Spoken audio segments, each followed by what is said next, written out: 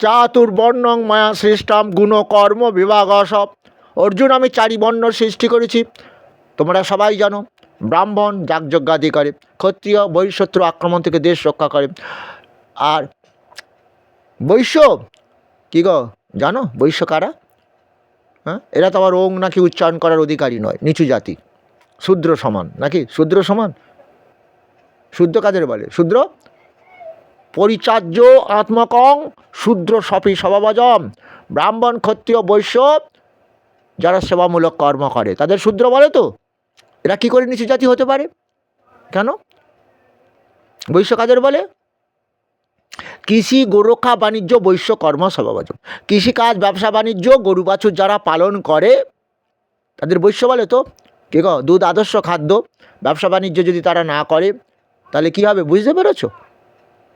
তারা কত বড় গুরুত্বপূর্ণ দায়িত্ব নিয়ে কর্ম করে, তারা কী করে অবহেলিত হতে পারে, নিচু জাতি হতে পারে? তাই অর্জুনকে বলেছিল, অর্জুন, স্ত্রীও বৈশ্য তথা শ্রদ্ধাস্তবে জানতি পারাঙ্গতি। স্ত্রীলোক সমাজ অবহেলিত, বৈশ্য নিচু জাতি বলে সবাই ঘৃণা করে, কিন্তু এরা নিচু জাতি। যারা নাঙল চালায় কোদাল কোপায় বন্ধা ভূমিতে করে চাষ, যারা অন্ন যোগায়, যারা ফসল ফলায়, বন্ধাভূমিতে করে চাষ, তো ফসল ফলাচ্ছে, তো সেই ফসল খেয়েই তো কে গো মন্ত্র উচ্চারণ করতে পারছি নাকি? যারা নাঙল চালায় কোদাল কোপায় বন্ধাভূমিতে করে চাষ ফসল ফলায়, যারা অন্ন যোগায়, তারা নিচু জাতি হতে পারে না। কে গো শুনতে পাচ্ছ কি? তাই তো জাতের বালাই নাইকো আমার, মানুষ সবাই বামন চামার।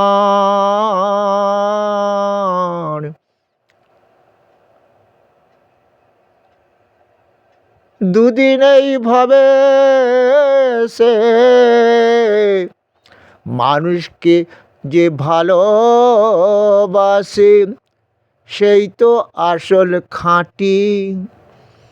কবর দাও বা চিতায় পোড়াও, মরলে সবাই মাটি। চামড়া দিয়ে মোড়াই আছে কখানা যে হার, চোখ বুঝলেই সবই তো শেষ, নেই যে কিছু আর। কবর দাও বা চিতায় পোড়াও, মরলে সবাই মাটি। সমহম সর্বভূতেষু ন মে দেশ্য হস্তি ন প্রিয়, যে ভজন্তি তোমাং ভক্তা ময়িতেষু চাপহম। মুচি হয়ে যদি কৃষ্ণ ভজে সেও সূচি হয়ে যায়। তাই তো ভগবান বললেন, সবাইয়ের প্রতি আমি সমপন্ন, ব্রাহ্মণ ক্ষত্রিয় বৈশ্য শূদ্র সবাই আমারই সৃষ্টি, আমারই সন্তান। গুণ কর্ম অনুযায়ী অর্জুন আমি 4 বর্ণ সৃষ্টি করেছি। তবে আবার একটা কথা বলেছেন। কি কথাটা বলো তো?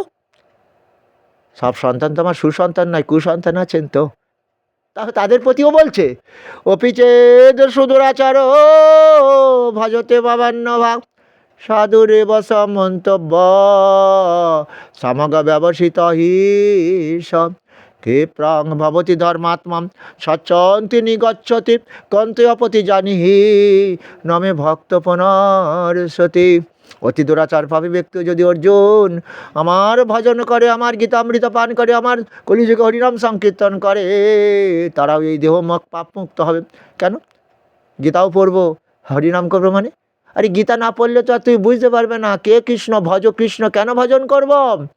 মৃত্যু সর্বহরাস্য। অর্জুন ভয় পাচ্ছ তো?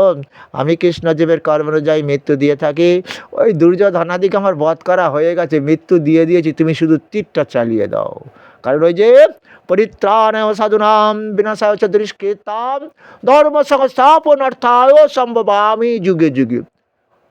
8 আনা পাপী এই পাপীদের বিনাশ করেই তো এই দাপর যুগে আমি ধর্মরাজ্য প্রতিষ্ঠা করবো অর্জুন।